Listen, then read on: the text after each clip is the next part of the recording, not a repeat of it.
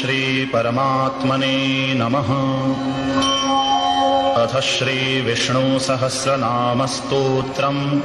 ॐ विश्वं विष्णुर्वषट्कारो भूतभव्यभवत्प्रभुः भूतकृद्भूतभृद्भावो भूतात्मा भूतभावनः। भूतात्मा परमात्मा च मुक्तानां परमागतिः अव्ययः पुरुषः साक्षी क्षेत्रज्ञोऽक्षर एव च। योगो योगविदां नेता प्रधानपुरुषेश्वरः नारसिंहवपुः श्रीमान् केशवः पुरुषोत्तमः। सर्वः शर्वः शिवः स्थाणुः भूतादिर्निधिरव्ययः सम्भवो भावनो भर्ता प्रभवः प्रभुरीश्वरः। स्वयंभूः शम्भुरादित्यः पुष्कराक्षो महास्वनः अनादिनिधनो धाता विधाता धातुरुत्तमः। अप्रमेयो ऋषिकेशः पद्मनामोऽमरप्रभुः विश्वकर्मा मनुस्त्वष्टा स्थविष्ठः स्थविरो ध्रुवः।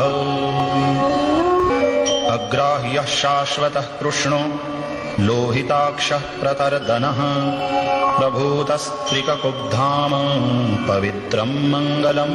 परम्। ईशानः प्राणदः प्राणो ज्येष्ठः श्रेष्ठः प्रजापतिः हिरण्यगर्भो भूगर्भो माधवो मधुसूदनः। ईश्वरो विक्रमी धन्वी मेधावी विक्रमः क्रमः अनुत्तमो दुराधर्षः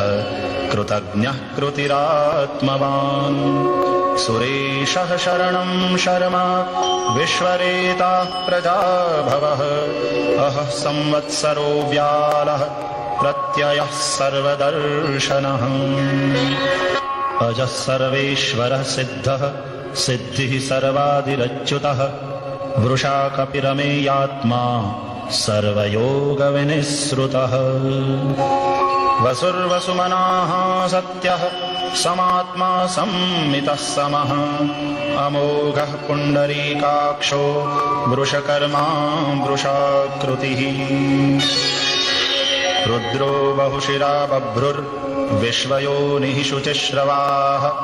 अमृतः शाश्वतस्थाणुः वरारोहो महातपाः।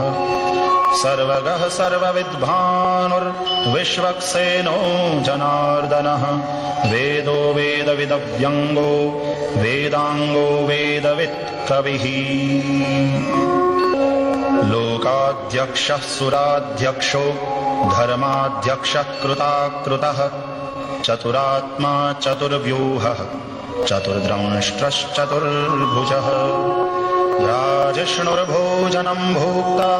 सहिष्णुर्जगदादिजः अनघो विजयो जेता विश्वयोनिः पुनर्वसुः। उपेन्द्रो वामनः प्रांशुः अमोघः शुचिरूर्जितः अतीन्द्रः सङ्ग्रहः सर्गो धृतात्मा नियमो यमः। वेद्यो वैद्यः सदा योगी वीरः माधवो मधुः अतीन्द्रियो महामायो महोत्साहो महाबलः। महाबुद्धिर्महावीर्यो महाशक्तिर्महाद्युतिः अनिर्देश्य वपुः श्रीमान् अमेयात्मा महादृधृक्। महेश्वासो महीभर्ता श्रीनिवासः सतां गतिः अनिरुद्धः सुरानन्दो गोविन्दो गोविदां पतिः। मरीचिर्दमनो हंसः सुपर्णो भुजगोत्तमः हिरण्यनाभः सुतपाः पद्मनाभः प्रजापतिः। अमृत्युः सर्वदृक्सिंहः सन्धाता सन्धिमान् स्थिरः अजो दुर्मर्षणः शास्ता विश्रुतात्मा सुरारिः। गुरुर्गुरुतमो धाम सत्यः सत्यपराक्रमः निमिषो निमिषस्रग्वी वाचस्पतिरुदारधीः अग्रणीर्ग्रामणी श्रीमान् न्यायो नेता समीरणः सहस्रमूर्धा विश्वात्मा सहस्राक्षः सहस्रपात् आवर्तनो निवृत्तात्मा संवृतः संप्रमर्दनः अहः संवर्तको वह्निः अनिलो धरणीधरः सुप्रसादः प्रसन्नात्मा विश्वधृग्विश्वभुग्विभुः सत्कर्ता सत्कृतः साधुर्जह्नुर्नारायणो नरः असंख्येयो प्रमेयात्मा विशिष्टः शिष्टकृच्छुचिः सिद्धार्थः सिद्धसङ्कल्पः सिद्धिदः सिद्धिसाधनः वृषाही वृषभो विष्णुर्वृषपर्वा वृषोदरः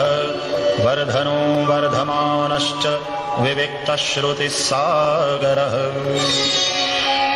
सुभुजो दुर्धरो वाग्मी महेन्द्रो वसुदो वसुः नैकरूपो बृहद्रूपः क्षितिविष्टः प्रकाशनः ओजस्तेजोद्युतिधरः प्रकाशात्मा प्रतापनः रुद्धः स्पष्टाक्षरो मन्त्रः चन्द्रांशुर्भास्करद्युतिः अमृतांशूद्भवो भानुः शशबिन्दुः सुरेश्वरः औषधं जगतः सेतुः सत्यधर्मपराक्रमः भूतभव्यभवन्नाथः पवनः पावनो नलः कामः कामकृत्कान्तः कामः कामप्रदः प्रभुः युगादिकृद्युगावर्तो नैकमायो महाशनः अदृश्यो व्यक्तरूपश्च सहस्रजिदनन्तजित् इष्टो विशिष्टः शिष्टेष्टः शिखण्डी नहुषो वृषः क्रोधः क्रोधकृत्कर्ता विश्वबाहुर्महीधरः अच्युतः प्रथितः प्राणः प्राणदो वासवानुजः अपान्निधिरधिष्ठानम् अप्रमत्तः प्रतिष्ठितः स्कन्दः स्कन्दधरो धुर्यो वरदो वायुवाहनः वासुदेवो बृहद्भानुः आदिदेवः पुरन्दरः अशोकस्तारणस्तारः शूरः शौरिर्जनेश्वरः अनुकूलः शतावर्तः पद्मी पद्मनिभीक्षणः पद्मनाभोरविन्दाक्षः पद्मगर्भः शरीरभृत् महर्धिरुद्धो वृद्धात्मा महाक्षो गरुडध्वजः अतुलः शरभो भीमः समयज्ञो हविर्हरिः सर्वलक्षणलक्षण्यो लक्ष्मीवान् समितिञ्जयः विक्षरो रोहितो मार्गो हेतुर्दामोदरः सहः महीधरो महाभागो वेगवानमिताशनः उद्भवः क्षोभणो देवः श्रीगर्भः परमेश्वरः करणं कारणं कर्ता विकर्ता गहनो गुहः व्यवसायो व्यवस्थानः संस्थानस्थानदो ध्रुवः परर्धिः परमः स्पष्टः तुष्टः पुष्टः शुभेक्षणः रामो विरामो विरजो मार्गो नेयो नयो नयः वीरः शक्तिमतां श्रेष्ठो धर्मो धर्मविदुत्तमः वैकुण्ठः पुरुषः प्राणः प्राणदः प्रणवः पृथुः हिरण्यगर्भः शत्रुघ्नो व्याप्तो वायुरधोक्षजः ऋतुः सुदर्शनः कालः परमेष्ठी परिग्रहः उग्रः संवत्सरो दक्षो विश्रामो विश्वदक्षिणः विस्तारस्थावरस्थाणुः प्रमाणं बीजमव्ययम् अर्थोऽनर्थो महाकोशो महाभोगो महाधनः अनिर्विण्णः स्थविष्ठो भूर्धर्मयूपो महामखः नक्षत्रनेमिर्नक्षत्री क्षमः क्षामः समीहनः यज्ञ इज्यो महेज्यश्च क्रतुः सत्रं सतां गतिः सर्वदर्शी विमुक्तात्मा सर्वज्ञो ज्ञानमुत्तमम् सुव्रतः सुमुखः सूक्ष्मः सुघोषः सुखदः सुहृत् मनोहरोजितक्रोधो वीरबाहुर्विदारणः स्वापनः स्ववशो व्यापी नैकात्मानैककर्मकृत् वत्सरो वत्सलो वत्सी रत्नगर्भो धनेश्वरः धर्मगुप्धर्मकृद्धर्मी सदसत्क्षरमक्षरम् अविज्ञाता सहस्रांशुः विधाता कृतलक्षणः गभस्तिनेमिः सत्त्वस्थः सिंहो भूतमहेश्वरः आदिदेवो महादेवो देवेशो देवभृद्गुरुः उत्तरो गोपतिर्गोप्ता ज्ञानगम्यः पुरातनः शरीरभूतभृद्भोक्ता कपीन्द्रो भूरिदक्षिणः सोमपोऽमृतपः सोमः पुरुजित्पुरुषोत्तमः विनयो जयः सत्यसन्धो दाशार्हः सात्वतां पतिः जीवो विनयिता साक्षी मुकुन्दो मितविक्रमः अम्भो निधिरनन्तात्मा महोदधिशयोऽन्तकः अजो महार्हः स्वाभाव्यो जितामित्रः प्रमोदनः आनन्दो नन्दनो नन्दः सत्यधर्मा त्रिविक्रमः महर्षिः कपिलाचार्यः कृतज्ञो मेदिनीपतिः त्रिपदस्त्रिदशाध्यक्षो महाशृङ्गः कृतान्तकृत् महावराहो गोविन्दः सुषेणः कनकाङ्गदी गुह्यो गभीरो गहनो गुप्तश्चक्रगदाधरः वेधास्वाङ्गोजितः कृष्णो दृढः सङ्कर्षणोच्युतः वरुणो वारुणो वृक्षः पुष्कराक्षो महामनाः भगवान् भगहानन्दी वनमाली हलायुधः आदित्यो ज्योतिरादित्यः सहिष्णुर्गतिसत्तमः सुधन्वाखण्डपरशुर्दारुणो द्रविणप्रदः दिवि स्पृक् सर्वद्रग्व्यासो वाचस्पतिरयो निजः त्रिसामा सामगस्साम निर्वाणं भेषजं भिषक् सन्न्यासकृच्छमः शान्तो निष्ठा शान्तिः परायणः शुभाङ्गः शान्तिदः स्रष्टा कुमुदः कुवलेशयः गोहितो गोपतिर्गोप्ता वृषभाक्षो वृषप्रियः अनिवर्ते निवृत्तात्मा संक्षेप्ता क्षेमकृच्छिवः श्रीवत्सवक्षाः श्रीवासः श्रीपतिः श्रीमताम्बरः श्रीधः श्रीशः श्रीनिवासः श्रीनिधिः श्रीविभावनः श्रीधरः श्रीकरः श्रेयः श्रीमान् लोकत्रयाश्रयः स्वक्षः स्वङ्गः शतानन्दो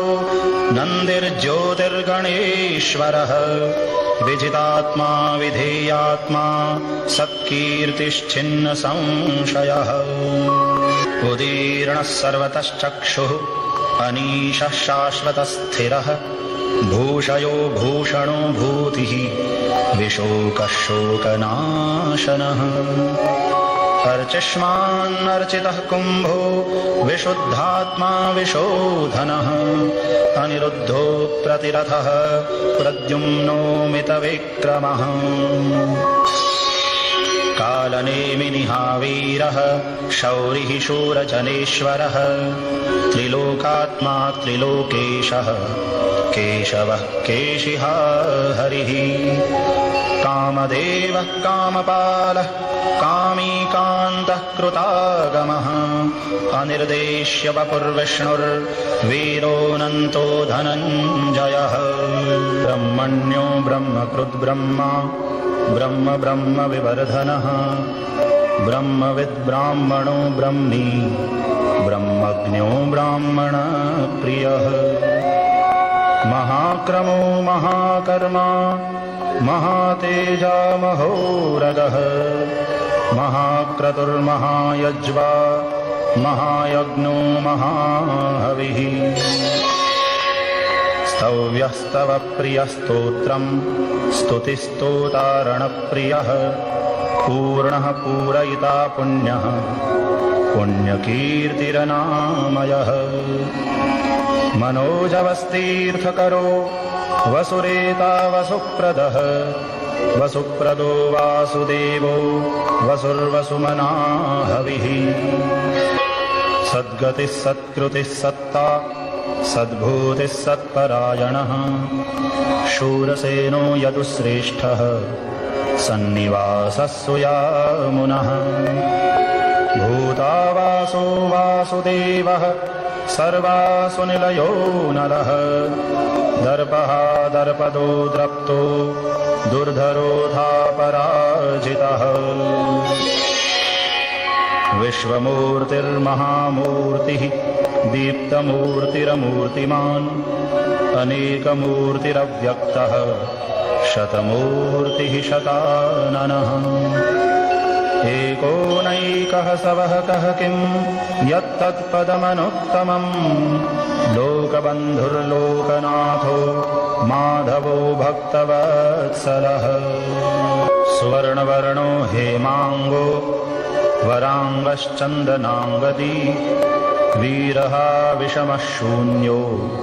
धृताशीरचलश्चलः अमानीमानदो मान्यो लोकस्वामी त्रिलोकधृक् सुमेधा मेधजो धन्यः सत्यमेधाधराधरः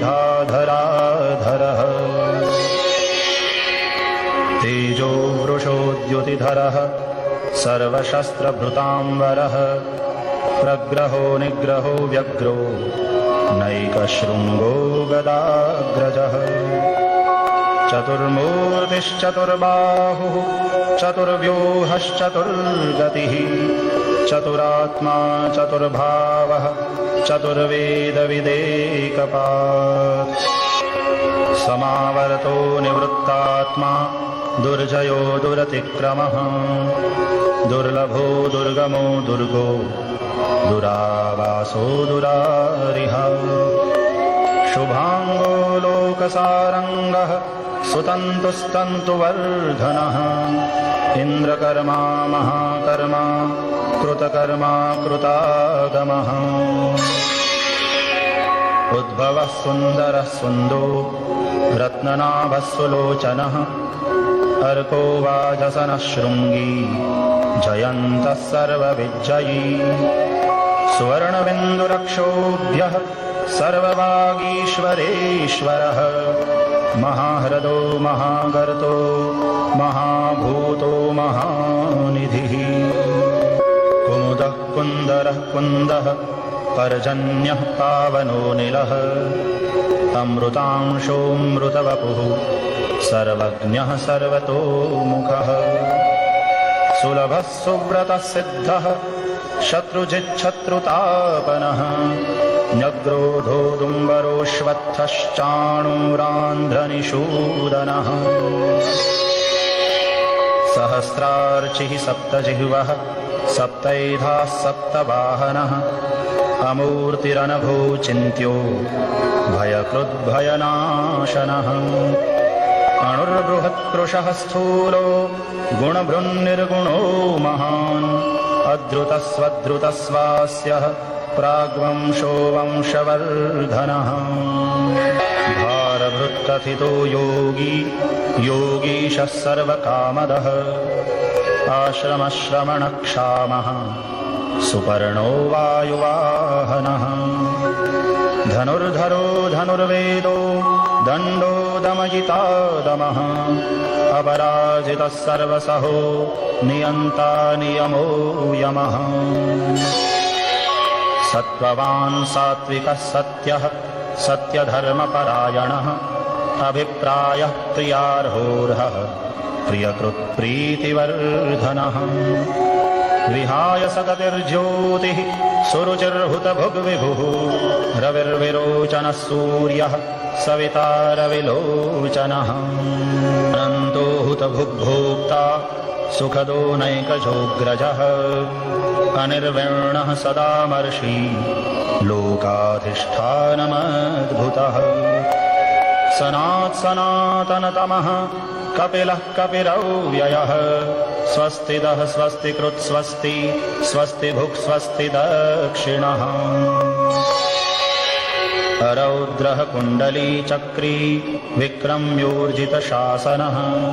शब्दातिगः शब्दसहः शिशिरः शर्वरीकरः अक्रूरः पेशलो दक्षो दक्षिणः क्षमिणाम्बरः विद्वत्तमो वीतभयः पुण्यश्रवणकीर्तनः उत्कारणो दुष्कृतिः पुण्यो दुःस्वप्ननाशनः वीरः रक्षणः सन्तो जीवनः पर्यवस्थितः अनन्तरूपोऽनन्तश्रीः जितमन्युर्भयापहः चतुरस्रो गभीरात्मा विदिशो व्यादिशो दिशः अनादिर्भूर्भुवो लक्ष्मीः सुवीरो रुचिराङ्गदः जननो जनजन्मादिर्भीमो भीमपराक्रमः आधारनिलयो धाता पुष्पहासः प्रजागरः ऊर्ध्वगः सत्पथाचारः प्राणदः प्रणवः प्रमाणं प्राणनिलयः प्राणभृत्प्राणजीवनः तत्त्वं तत्त्वविदेकात्मा जन्ममृत्युजरातिगः भूर्भुवस्वस्तरुस्तारः सविता प्रपितामहः यज्ञो यज्ञपतिर्यज्वा यज्ञाङ्गो यज्ञवाहनः यज्ञभृद्यज्ञकृद्यज्ञी यज्ञभुग्यज्ञसाधनः यज्ञान्तकृद्यज्ञगुह्यम् अन्नमन्नादयेव च आत्मयोनिस्वयं जातो वैखानः सामगायनः देवकीनन्दनः स्रष्टा क्षितीशः पापनाशनः शङ्खभृन्नन्दकी चक्री शार्ङ्गधन्वा गदाधरः रथाङ्गपाणिरक्षोभ्यः सर्वप्रहरणायुध ॐ नम इति।